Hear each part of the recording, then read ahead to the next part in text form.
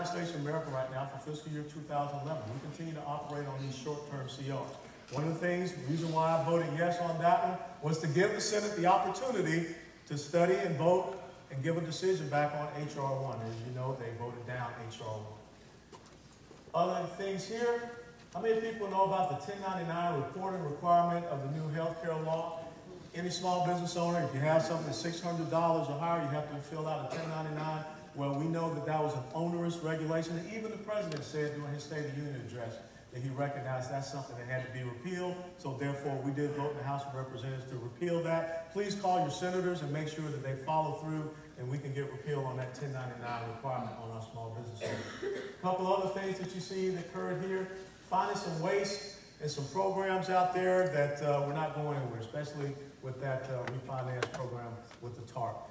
One of these things is just so absolutely terrible that it was costing taxpayers subsidized 98 cents on every dollar. So that's why we voted to get rid of that. Now, last Tuesday, we had another continuing resolution that came up. A 3-week continuing resolution with $6 billion worth of cuts. I was one of 54 individuals of the House GOP conference that voted against that continuing resolution.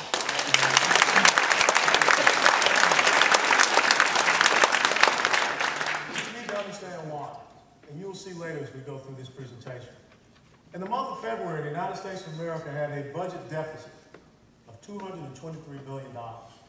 The shortest month of the year, $223 billion in deficit spending.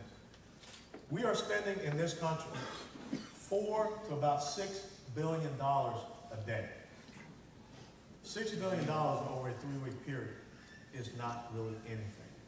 We have got to get to the business of getting this government on track. No one here, and I know that there are people here that have run very successful businesses and companies and corporations. None of you here could run your business every 2 weeks or every 3 weeks.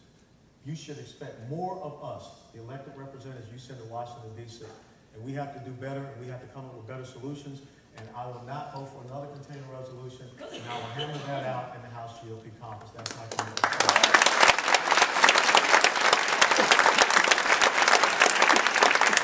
The last H.R. 1076, it was very simple. There was a video of the guy from NPR that said that he didn't need federal funding. So, okay, we gave him what he wanted.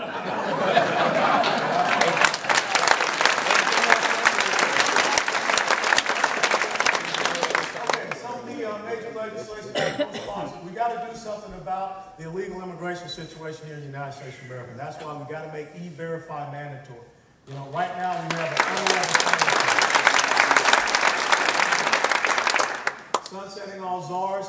Right now, one of the things that I'm fighting against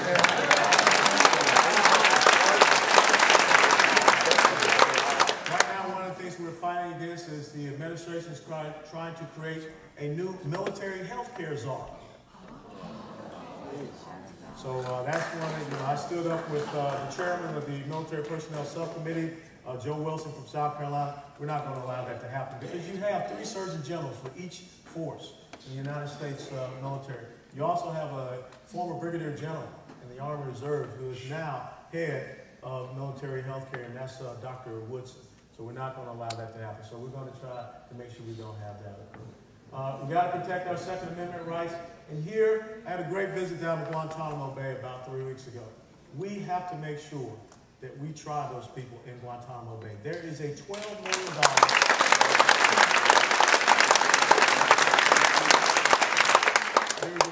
million state-of-the-art courtroom facility in Guantanamo Bay that was completed in 2006, and it has only been used for a total of 7 days.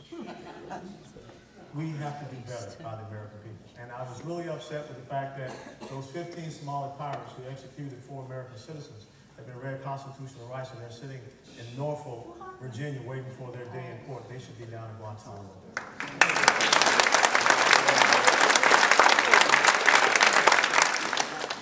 We've got to make sure that we don't forget what happened in the Holocaust. And we have to protect those survivors. And also one of the things we have to look at is this French railroad company that we're looking at giving the opportunity to have this high-speed rail. There's some things that they need to own up to. And we're going to make sure that they do that for the Holocaust victims we have here in the United States of America.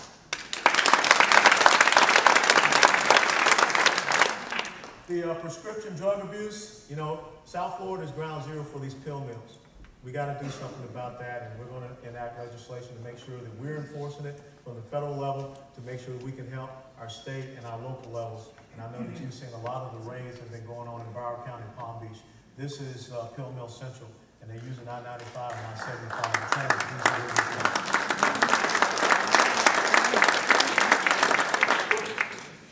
The TBI Treatment Act, the traumatic brain injury.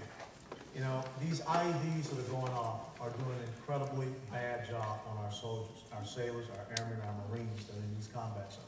And we have to do a better job protecting them. One of the great things that happened just recently is we will now be awarding the Purple Heart to soldiers who are suffering from TBI and PTSD.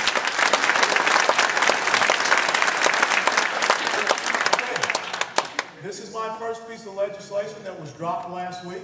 It is the Global Combat Zone Recognition Act. And the reason why we have the Global Combat Zone Recognition Act is because a couple of weeks ago we had 4 United States Air Force airmen who were gunned down at the Frankfurt, Germany airport.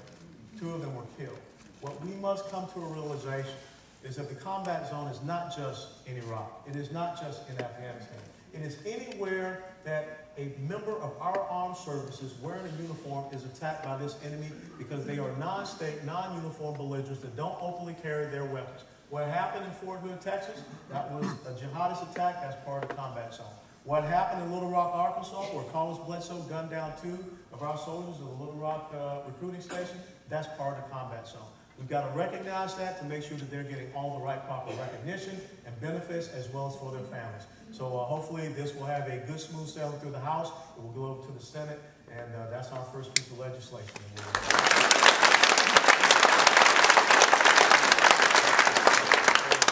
Let's talk about the challenge that we have in this country. And I think as we go through this presentation tonight, this is what you'll see. There are 3 major challenges. We have a jobs deficit challenge. I don't care what anyone says, the unemployment in the United States of America is not 8.9%. Okay? The Gallup poll just recently came out, said 10.2%. Actual real unemployment probably closer to 15 to 16%. We have got to do the things to set the conditions by which you all, the investors, the people with the ingenuity, the people with the innovation, can grow your businesses and hire Americans. Anytime, and I'm sure Congressman Foley will agree with me on this, anytime a politician stands before you and says that they're going to create jobs, run away. Politicians don't create jobs. What we should be doing in government is setting the conditions for the opportunities that you all will provide. That's what we must get back to. And if we continue to believe that it's the growth of the bureaucratic nanny state, we're going to continue to have a job sector. We will continue to have a public sector that is outpacing the private sector by 12 to 13% growth. We will continue to have a public sector that is outpacing private sector compensation by 2 to 1. And if that is happening, ladies and gentlemen, you do not have the money in your pockets to grow your businesses. And you will continue to see more and more empty storefronts, definitely all across South Florida and all across the United States of America. The second thing, we got a budget deficit that we have to deal with. We're going to give you the information. All the slides that you're going to see tonight will be posted to our website. Please go and pull them down and share them with others, because the truth has to get out to the American people. And I'll tell you something very simple. If in 2 years you guys tell me to come home, it will be okay by me, because I will never lie to you. I'm going to tell you the truth. And if you decide that you don't want to hear the truth, if you decide that you don't want to hear the right and true Bible solution for the future and legacy of this constitutional republic we call America, it's okay. But I'm not going to let you down. And I'm not going to change the tune. I'm not going to change the song that I'm singing to you right now. But as I am preaching to the